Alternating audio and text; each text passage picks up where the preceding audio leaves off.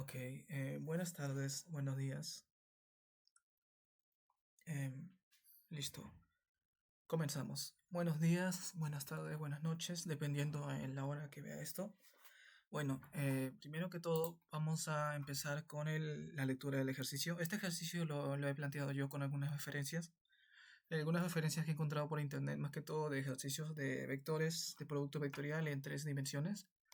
Entonces aquí tenemos el ejercicio. Hallar el volumen de un hexágono, el cual tiene como centro de su base el eje de coordenadas, conociendo que el punto P 20, 30 grados, 60 está expresado en coordenadas cilíndricas. Bueno, este punto P es una de sus aristas. También podemos añadir esto, ¿eh? Entonces acá tenemos el hexágono. El hexágono está así. Entonces, por ejemplo, tenemos el punto P, que en este caso sería 20, 30 grados, 60. Está expresado en coordenadas cilíndricas, o sea que este punto P es una especie de cilindro imaginario en el que choca justamente acá. Pero ese cilindro imaginario pues seguramente también esté chocando en este punto de aquí, en este punto de aquí, este de aquí, este de aquí, este de aquí y este de aquí. Entonces esto nos va a poder servir para calcular, por ejemplo, el vector y de una forma más fácil, ya que simplemente sería las coordenadas cilíndricas y sería hallar el radio. Y ese radio, de hecho, sería el mismo aquí también, y aquí también, y aquí también, y aquí, y en todas las aristas. Ok, siguiente paso. Ya sabiendo eso, primero que todo, tenemos que hallar, por ejemplo, el punto P en coordenadas cartesianas. Ya, pues entonces conociendo que el punto P está compuesto en tres elementos que son el radio, el phi y el z, que sería la altura, sabemos que el radio es 20, entonces lo podemos aplicar en el vector y después. Phi, por ejemplo, sería la distancia, o sea, el ángulo que haya comprendido entre el eje X y la proyección de P en el plano. Entonces sería algo así.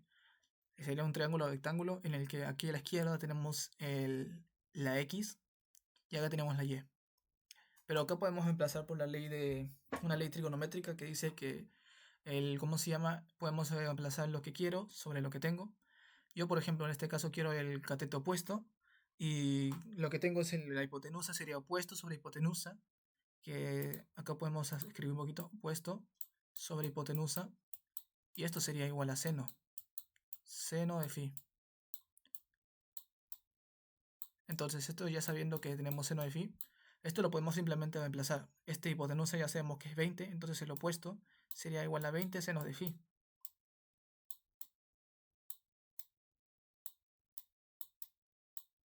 Ahí está. Con esta operación podemos hallar el opuesto y el adyacente o sea, el cateto opuesto y el cateto adyacente de este triángulo rectángulo. Entonces, entonces podemos seguir con esto. Operamos simplemente la parte de aquí, que sería hallar cada uno de sus valores. 20 por seno de 30, que sería 20 por un medio, 10. Y esto sería también 20 por coseno de 30, que si no me equivoco es 1 raíz de 3 entre 2. Si es raíz de 3 entre 2, entonces sería básicamente 17.3205 según la calculadora. De hecho, lo podemos calcular aquí también. Calculadora. 20 por raíz de 3. Raíz de 3.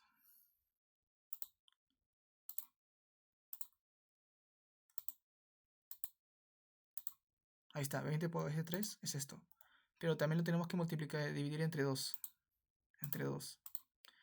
En este caso, la expresión está un poquito más amplia, un poquito más extensa, que sería 17.3205, que hasta aquí nomás tome los valores. Los valores tomé hasta aquí nomás. Entonces, ya tenemos los valores del triángulo rectángulo. Lo podemos reemplazar de frente en la fórmula, el opuesto y el adyacente.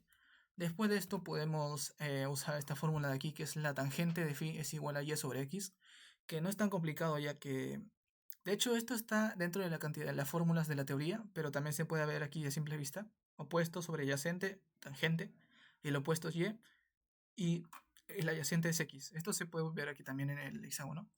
Entonces y es igual a 10 según el triángulo y x es igual a 17.3205 de hecho, pero no escribí la expresión completa. Tenemos aquí que x vale 17.3205 y es igual a 10j y z es igual a 60k. Teniendo esto tenemos el vector P de aquí, desde el centro de coordenadas hasta el punto P. Hallamos la proyección de P descomponiendo el vector P. ¿Por qué queremos hallar la proyección del vector P? Bueno, vamos a hallar tres proyecciones, de hecho. Tenemos que hallar la proyección en el plano, una proyección, más bien dicho, el eje Y, y después una proyección en Z. Básicamente para poder hallar como un triángulo, un prisma triangular, que sería un sexto de todo el hexágono. Algo así. Ya, entonces podemos separar el PA, por ejemplo, que aquí está la foto. PA, podemos separarlo aquí, que es algo así como que la proyección de P en el plano, que sería esto de aquí. Esto de aquí sería PA. P sub A.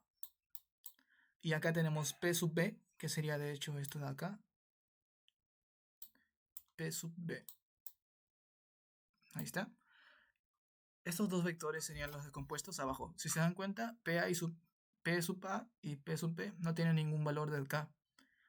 ¿Por qué? Porque en el plano no tienen, están todos en cero.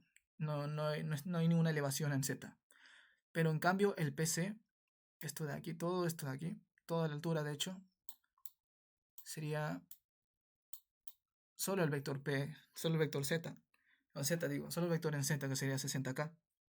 Entonces teniendo estos tres vectores, lo podemos operar después con el producto vectorial en una matriz. Entonces, ya teniendo los valores, simplemente saltaríamos al siguiente paso, que sería este de aquí. Esta fórmula es la que vamos a usar, de hecho. Que aquí voy a explicar un poquito. Para calcular el volumen del hexágono, primero debemos hallar una sección en forma triangular, de prisma triangular T. Digamos que el prisma triangular, su volumen es T, a través del producto vectorial. Ok. Lo que pasa aquí es que al hacer el producto vectorial, entonces tenemos que nos sale, conseguimos el volumen del prisma triangular más su reflejo y el volumen del prisma triangular. Entonces nos da el prisma triangular su volumen dos veces, el de aquí y su espejo. Entonces simplemente sería operar la matriz, que serían los valores del vector, que sería 17.3205i, 10j, 0k en el primero. Después sería 0i, 20j, 0k en el segundo. Y después 0i, 0j y 60k en el tercero, que solo está usando el vector k. Usaremos este método de multiplicación de matrices que siempre suelo usar, el de las diagonales hacia abajo y después hacia arriba en negativo. Aquí tenemos la operación, aquí sería básicamente 0 todo esto de aquí, esto de aquí también y esto de aquí también. Entonces lo único que nos quedaría principalmente es esto de acá, que es 17.32,05 por 20 por 60. Lo podemos usar en calculadora, lo podemos operar en calculadora. Aquí al costado, 17.3205 multiplicado por 20 multiplicado por 60. Esto nos debería dar 20.784 aproximadamente. A ver.